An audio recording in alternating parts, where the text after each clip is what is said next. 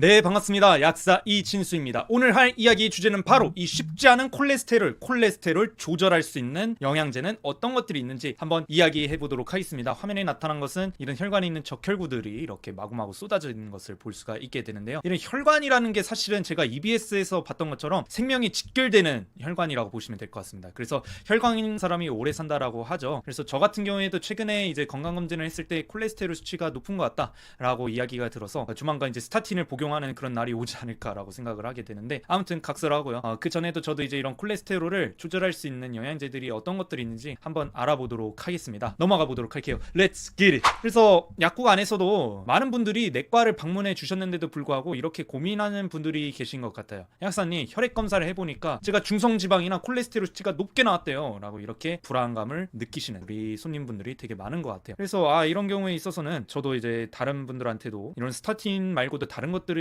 과연 좋은 것들이 어떤 것들이 있는지 한번 공부를 하면서 느끼다 보니까 다양한 것들이 많더라고요. 중성지방과 콜레스테롤의 이해를 먼저 하고 가도록 할게요. 첫 번째로는 이 왼쪽에서 보이는 그림이 바로 이 중성지방에 관련된 그림입니다. 글리세롤이라고 하는 이런 백본이 있게 되고요. 기다랗게 이렇게 줄 그어져 있는 게 바로 우리가 흔히 이야기하는 지방산들, 특히 이런 포화지방산, 이런 포화지방산이라고 한다면은 파이결합이 없는 이런 지방산을 우리는 포화지방산이라고 하고요. 이렇게 파이결합이 있는 지방산들이 있습니다. 그래서 오메가 탄소라고 하게 되는데, 이런 지방산의 끝쪽에서부터 1번, 2번, 3번, 4번, 5번, 6번 이렇게 해가지고 번호를 매겨요. 그 중에서 이 오메가 탄소의 3번 위치, 6번 위치에 파이결합이 있다라고 한다면은 그것을 우리는 오메가 3, 오메가 6라고 이야기를 하게 됩니다. 그렇게 해서 이름이 정해진 거거든요. 즉 중성지방, 우리가 생각하는 이런 중성지방의 구조는 지방세포에 저장을 함으로써 에너지 생산 능력이 가장 높게 된다고 합니다. 그래서 흔히 말하면 지방을 태우게 되면은 칼로리가 탄수화물이나 단백질보다는 높다고 하잖아요. 9kcal 정도 되는데 그만큼 이런 에너지 생산 능력이 높게 될 수가 있겠다라고 보시면 될 것 같습니다. 그래서 어떤 분이 그렇게 이야기를 한 것 같아요. 인간의 몸이라는 게 참 진짜 엄청나게 효율적이다. 왜냐? 내가 근육이라는 것을 쓰고 싶지가 않게 되면 퇴화가 될 수가 있게 되고, 그리고 우리의 에너지가 밥을 잘 먹고 그리고 굶지 않기 위해서 이런 지방세포에 저장하는 능력이 다른 동물들보다 엄청 뛰어나다라고 해요. 그래서 안타까운 점은 중성지방이라는 게 잘 생길 수 있는 구조가 바로 이 인간이지 않을까 생각하고 있습니다. 그래서 배가 많이 나오게 되는 이유가 바로 이 이유이지 않을까 생각해요. 참고로 저 내일 운동 끊으려고 합니다. 헬스장 다시 시작하려고 해요. 좀 살이 찌려고 하는 것 같은데 다시 살 빼려고 합니다. 아무튼 지방은 담즙에 의해 유화되어 가지고 리파제 도움에 의해서 이렇게 지방이 유화가 되는데, 분해되어서 소장에서 흡수가 되어서 지방으로 생긴 이런 부산물들을 가지고 우리는 에너지를 낼 수가 있게 되는 구조가 됩니다. 반면에 콜레스테롤은, 여러분들 착각하면 안 되는 게, 콜레스테롤은 에너지 생산에 전혀 도움이 되지 않아요. 콜레스테롤은 하루에 1000mg 정도는 인체에 꼭 필요하게 돼요. 그래서 어떤 분들에 한해서 아예 콜레스테롤을 낮춰야 되겠다, 그런 개념이 아닙니다. 콜레스테롤은 어느 정도 항상성을 유지할 수 있도록 적절한 양을 유지하는 것이 가장 중요해질 수가 있게 되어요. 그래서 당분과 중성지방을 이용을 해서 우리는 콜레스테롤을 얻어낼 수가 있고요. 그런 콜레스테롤을 가지고 호르몬이나 이런 비타민 D의 전구체로 작용을 하게 되는 건데, 신체의 세포막을 튼튼하게 해주면서 담즙의 원료로 사용하게 되기 때문에 아주 유용한 원료 중에 하나가 될 수가 있어요. 그런데 이 지나치게 높다, 콜레스테롤의 수치가 너무 높게 되면은 우리 혈관 속에 쌓이게 될 수가 있습니다. HDL, LDL이라는 이런 것들이 있게 되죠. 걔네들은 운반체예요. 이 콜레스테롤을 운반하는 단백질이라고 생각하시면 될 것 같은데, 이런 LDL 수치가 높다, 그러니까 저밀도 수송체가 굉장히 많아지게 된다면은 그만큼 콜레스테롤을 제대로 이용을 못한다라고 보시면 되고, 고밀도는 그만큼 콜레스테롤을 흡수를 잘 할 수 있게 됨으로써 사용이 유용하다라고 보시면 될 것 같습니다.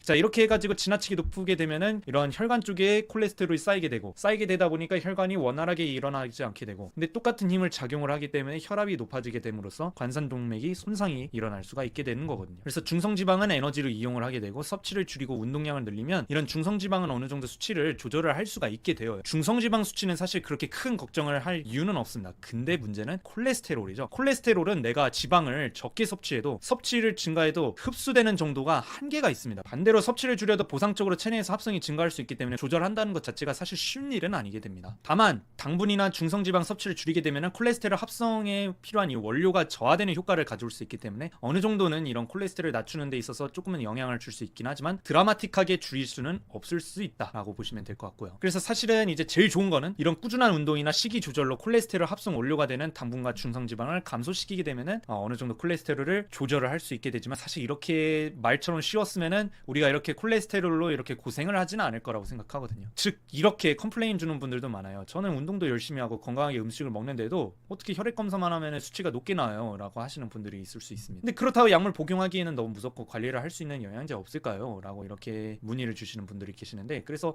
과연 어떤 약이 적합할까, 어떤 건기식이나 영양제가 적합할까라고 생각했는데 저는 찾아냈습니다. 바로 홍국 이 될 수가 있게 됩니다. 이 홍국이라는 것은 어떤 거냐라고 한다면 이렇게 쌀 모양처럼 돼 있는데 되게 불그스름한 제품이 될 수가 있겠죠. 이 안에 들어있는 성분인 모나콜린 K가 가장 중요해질 수가 있게 됩니다. 혈중 콜레스테롤 개선에 도움을 줄 수 있다라고 해서 일일 섭취량 4에서 8mg 정도 드시게 되면은 콜레스테롤을 개선하는 데 도움을 줄 수가 있는 제품이 될 수가 있어요. 그래서 천연 스타틴 계열이라고 해가지고 HMG-CoA와 유사한 구조를 가지게 됩니다. 그렇게 해서 이 환원 효소에 미리 결합을 해가지고 이 모나콜린 K가 HMG-CoA 리덕테이즈를 저해를 함으로써 HMG-CoA가 메발론산이 되는 과정을 막게 되어요. 그래서 결과적으로는 콜레스테롤을 생산하는 것을 억제를 할 수가 있게 되거든요. 그래서 모습을 보시게 되면은 요거 보이시죠? 이 구조가 스타틴 계열 구조라고 똑같거든요. HMG-CoA 수용체에 이 모양이 딱 들어맞을 수 있게 모나콜린 K도 비슷한 역할을 할 수가 있게 됩니다. 그래서 미리 결합을 해가지고 콜레스테롤 생합성을 하는데 막아줄 수 있는 제품이 될 수 있게 되고요. 참고로 모나콜린 K는 활성형 모나콜린 K가 있고 비활성형 모나콜린 K가 있습니다. 체내로 들어가게 되면 효소에 의해서 비활성형 모나콜린 K가 25% 정도는 활성형으로 전환이 되게 됩니다. 그래서 우리는 이제 대부분의 제품에서 봤을 때는 비활성형 모나콜린 K가 들어있게 되고요. 스타틴 약물과 비슷한 작용을 하게 됩니다. 그렇게 해서 같이 병용했을 때는 콜레스테롤 중성지방을 어느 정도 낮춰주는 효과를 가지게 되거든요. 그렇게 해서 이렇게 스타틴을 복용하시는 분들이 홍국 제품을 드시는 분들도 있게 되는데 조금 조심할 필요가 있습니다. 엄청나게 떨어뜨릴 수가 있어서 콜레스테롤 수치가 확 떨어지게 되면 조심할 필요가 있거든요. 세포만 안정성이 떨어질 수가 있기 때문에 홍국 제품은 이런 의사나 약사의 이런 상담에 의해서 한번 드셔보시는 것을 저는 추천드리고 있습니다. 그래서 이런 스타틴의 가장 큰 부작용이 바로 이 횡문근 융해증이 될 수가 있거든요. 얼마 전에 이제 훈련병이 이 횡문근 융해증에 의해서 이제 안타깝게 사망하게 되는 그런 사건이 있기도 했었는데, 아무튼 부작용이 가장 크게 증가할 수 있는 게 바로 이런 홍국이 될 수가 있게 됩니다. 그래서 아무래도 이런 간에 대한 타격을 할 수가 있기 때문에 특히 이런 술 마셨을 때 홍국은 드시지 않는 게 제일 좋고요. 타이레놀처럼 드시지 않는 게 좋겠죠. 그리고 임산부나 수유부는 당연히 금기가 될 수가 있겠고, 어린이 청소년 분들도 금기가 될 수가 있습니다. 특히 자몽을 같이 먹으면 안 되는 제품이 될 수가 있는 게 이 홍국 제품이 될 수가 있게 됩니다.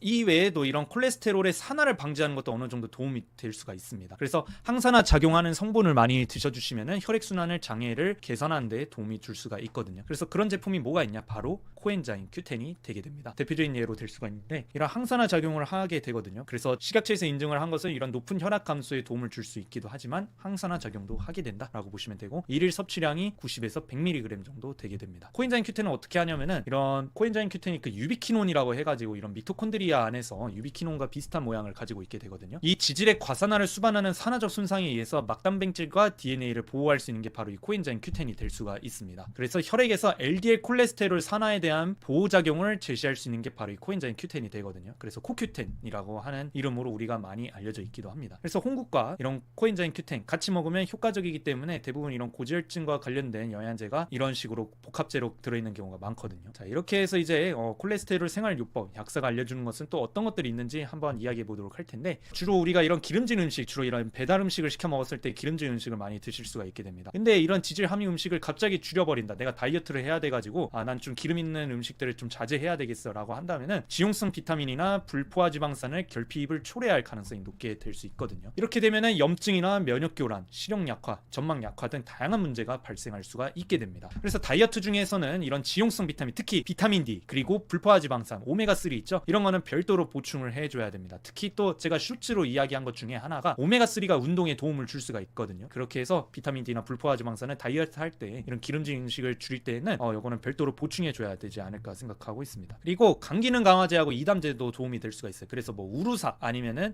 고덱스 이런 것들도 있죠. 이런 것들을 이제 같이 처방해서 드시는 분들이 많을 거예요. 고지혈증 약과 함께. 그래서 어느 정도 도움을 줄 수 있긴 하지만은 이런 것들이 너무 의존할 필요는 없게 됩니다. 간 기능을 개선을 시킨다고 해서 고지혈증이 확연하게 이렇게 나아지지는 않거든요. 스타틴이 역시나 강력한 약이라고 보시면 될 것 같고, 그 다음에 이제 프로바이오틱스 유산균도 도움이 될 수 있습니다. 담즙의 지용성화를 촉진하는 장내세균 억제에 도움을 줄 수 있을 수도 있기 때문에 프로바이오틱스를 같이 드셔주시는 것도 좋습니다. 저도 이제 약사가 매일 먹는 영양제에서 이야기를 했던 것 같아요. 유산균, 오메가3, 마그네슘 이런 거는 어느 정도 필수적으로 대한민국 사람이라면은 드셔야 되는 영양 중에 하나가 될 수가 있다라고 볼 수가 있게 되고, 그래서 프로바이오틱스하고 항산화 물질 그리고 오메가3 이런 거는 잘 드셔주시는 게 좋지 않을까라고 생각합니다. 콜레스테롤 개선 약국에서 상담을 한번 해보세요. 진짜로 병원에서 의사 선생님이 만나기 힘들면은 약국에서 상담을 해가지고 생활습관 규정을 한번 해보는 것도 나쁘지 않을 수 있겠다라는 이야기를 저는 전해드리면서 이번 영상 마무리하도록 하겠습니다. 구독과 좋아요, 알림 설정까지 같이 해주신다면은 제가 영상을 만드는 데 있어서 정말로 크나큰 힘이 될 수 있을 것 같습니다. 지금까지 악사 이진수였고요. 저는 다음 영상에서 찾아뵙도록 하겠습니다. 안녕.